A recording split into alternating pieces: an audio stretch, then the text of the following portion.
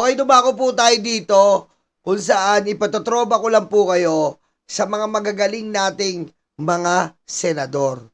Ikumpara po natin yung mga senador natin ngayon sa mga senador natin na walang kwenta ngayon. Aray ko. Pakinggan po natin ito. Araw, ang pagiging senador sa Pilipinas ay hindi lang tungkol sa kasikatan o kung ano ang ipilido mo. Dati, ang Senado ng Pilipinas ay puno ng legal geniuses. Our destiny in our own hands. How can we ever forget these high moments in the life of this nation? Ngayon na nagmistula ng sirkus ang ating Senado, King ina, nakakahiya, no? Nakakahiya, pag nakakakilabot pag lilingunin mo yung mga senador na sobrang respeto natin ngayon. Kaysa tingnan mo yung senador natin ngayon, tingnan mo. at tila ngayon na nagmistula ng sirkus ang ating Utang ina mo, Pia, ayan, no? Aray ko. Gustong kamustahin. Oh, eto pa, oh. Senado at tila na Ayan, no, pusang ina, senador yan, no? Tingnan mo.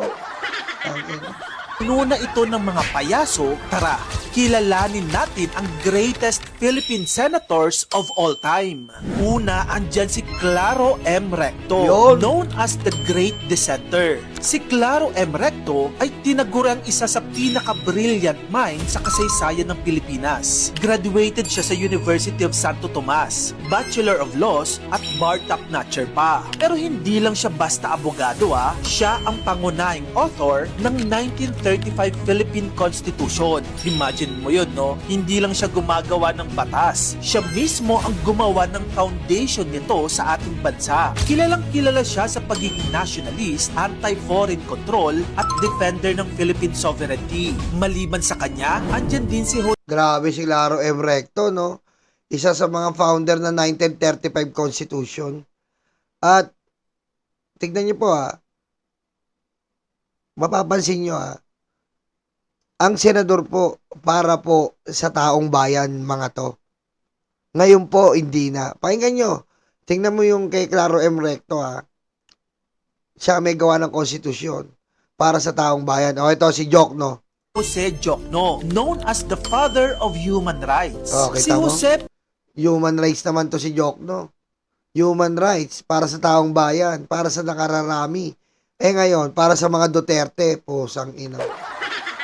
Pepe Jokno ay isa sa pinaka-respetadong senador at abogado sa kasaysayan at ito ang nakakabilib sa kanya. Alam mo bang hindi siya nagtapos ng law school traditionally? Nag-self-study lang siya and then nag-take siya ng bar exam tapos nag-bar top-notcher pa. Opo, self-study pero top-notcher. Bilang senador, si Pepe Jokno ay kilala sa kanyang integrity, pakikipaglaban para sa human rights at pakikipagdigma sa abuse of power. Noong martial law, ikinulong siya without charges. Pero imbis na matakot, lalo siyang naging simbolo ng paglaban para sa demokrasya. Ngayon, ipinagpapatuloy ng kanyang anak na si Chel Jokno ang kanyang naiwang legasiya. Andyan din si Lorenzo Tañada, known as Grand Old Man of Philippine politics. Siya rin ang longest-serving senator sa Philippine history with 24 years in the Senate. Nagtapos siya sa UP Diliman. Nag-aral din siya sa Harvard University. Literal na may academic weapon. Si Lorenzo Tañada ay kilalang nationalist at defender ng Philippine independence. Isa siya sa may pinakamalakas na boses laban sa korupsyon, dictatorship at foreign military bases. At kahit matanda na siya noon, sumasama pa rin siya sa mga protesta. Imaginin mo, senior citizen, pero nasa kalsada pa rin nakikipag-rally. Kita mo nakikipag-rally para sa taong bayan. Ngayon, yung ibang senador, putang ina, nakikipag-rally para sa Duterte. Tangina nyo. Aray ko. Upal. Diyan din si Jovito Salonga, Yan. known as one of the greatest legal minds in Asia. Nag-aral si Jovito Salonga sa UP College of Law. Nag-aral din siya sa Harvard Law School. Take note survivor pa siya ng Plaza Miranda bombing noong 1971. Halos mamatay na siya noon, pero bumalik pa rin siya sa public service. Bilang Senate President noon, kilala siya sa anti-corruption efforts, democracy restoration, at pagharap sa abuse of power. Isa siya isa sa mga tumulong para ma-reject ang extension ng US military bases sa Pilipinas noong 1991. A decision many historians consider one of the biggest assertions of Philippine sovereignty. Maliban sa kanya, hindi pwedeng mawala si Miriam Defensor Santiago. Ayan na, ang pinakamalupet. Grabe, eto na. Probably one of the most iconic senators in modern Philippine history. Ang kanyang educational attainment, nako, brace yourself. Graduate siya ng college ng valedictorian. Nagtapos siya sa UP Visayas, UP College of Law, at nag-master siya sa University of Michigan. Grabe. Hindi lang yan. Nag-aral din siya sa Oxford, Harvard, at iba pang international institutions. Grabe, no? Samantalang si Robin, force manure. Inan to ni Robin, nakakahiya. Ang tanging trabaho, magtakas ng kriminal. Aray ko. Isipin nyo, Senate President natin, nagkikater ng kriminal. Ayan na ba yung Senado? Kaya nga po, hindi lang katawa-tawa eh. Sobrang katawa-tawa. Si Miriam Defensor Santiago din ang kauna-unahang Pilipina na tumanggap ng Ramon Magsaysay Award for Government Service. Maliban sa 5 nabanggit ko, honorable mentions din kina Benigno Ninoy Aquino Jr., ang matapang na opposition leader noon na lumaban sa martial law, na hanggang ngayon ay pinag-aaralan pa rin ang mga speeches tungkol sa demokrasya at kalayaan. Honorable mention din si Blas Ople, tinaguri ang father of the Philippine Labor Code, na malaking Kita mo, lahat para sa taong bayan. Ito, labor code, si Ople. Para sa trabaho, pangangalaga sa manpower, trabaho ng taong bayan. Ngayon, protektahan si Sara Duterte, posang ina nyo. Aray ko. ilan kung bakit may labor protections at OFW policies tayo ngayon. Andyan din si Juan Flavier, ang doktor ng masa na nagpasikat ng Let's Do It. Grabe no, Pinakamahirap na senador yan, si Juan Flavier. Pero laging panalo. Kalungkot isipin na minsan mas mataas pa ang standards natin sa pagkuha ng mga empleyado sa call center, Oy. sa mga fast food chains. Totoo yun, no? Mas mataas pa yung mga lokal na trabaho kaysa sa paglilingkod sa bayan. Dapat mas mataas eh. Di ba? Mas mataas pa yung fast food chain. Kailangan college graduate ka. Ngayon kita mo, ex-convict, Robin Padilla, men. Aray ko. Kesa sa pagpili natin ng Ayan o, kita mo. Ex-convict, proud pa siya. senador. Kasi para maging ordinaryong empleyado, madalas dapat college graduate ka. May exam pa yan, interview, tapos sandamakmak na qualifications. Pero para mamuno sa bansa at gumawa ng batas, nako, minsan sapat na ang apelyido, kasikatan at pagiging action star. Action star, posa. Sarap ng buhay. Ganito tayo palagi, ha? Oh, sarap ng buhay. Ganito tayo palagi. Yan, tago ng tago kahit maraming napatay na tao. Aray ko.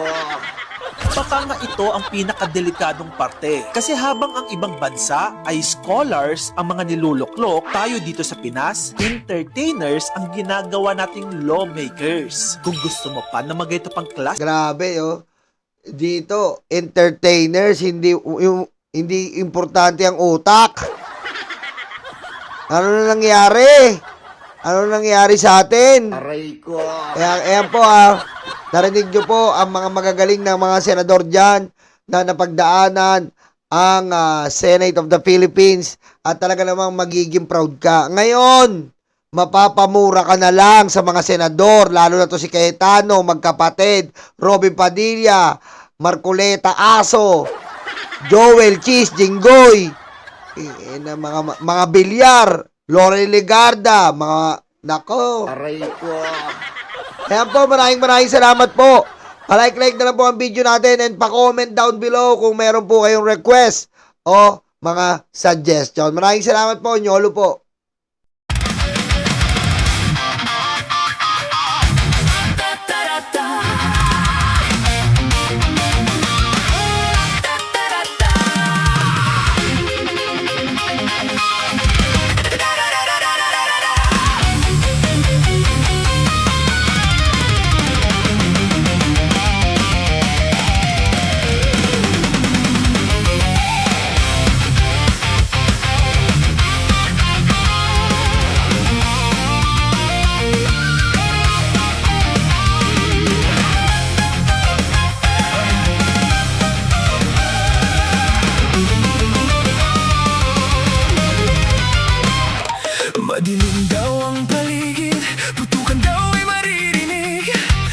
sa kanilang mata, ikaw ay madadala.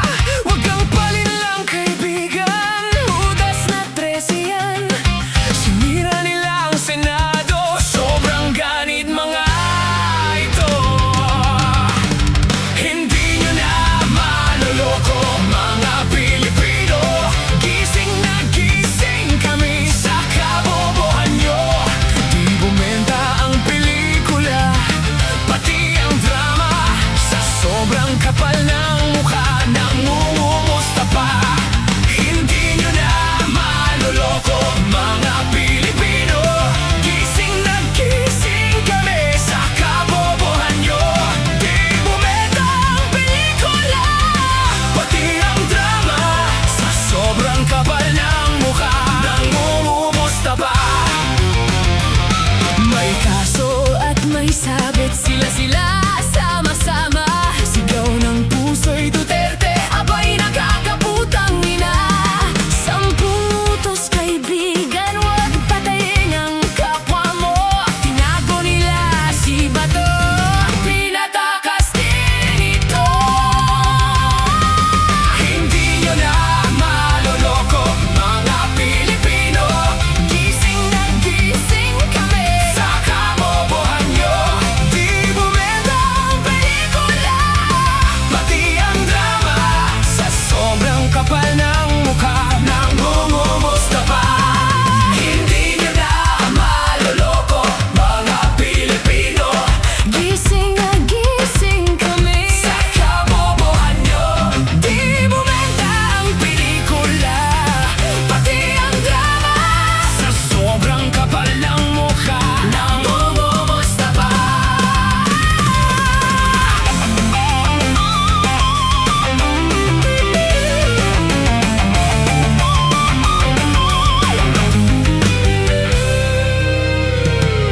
Madudumi ang taktika para lang kay Sara. Taong bayan hindi inisip, taong bayan hindi nadinig. 10 utos kaibigan, huwag magnakaw sa tao. Singungaling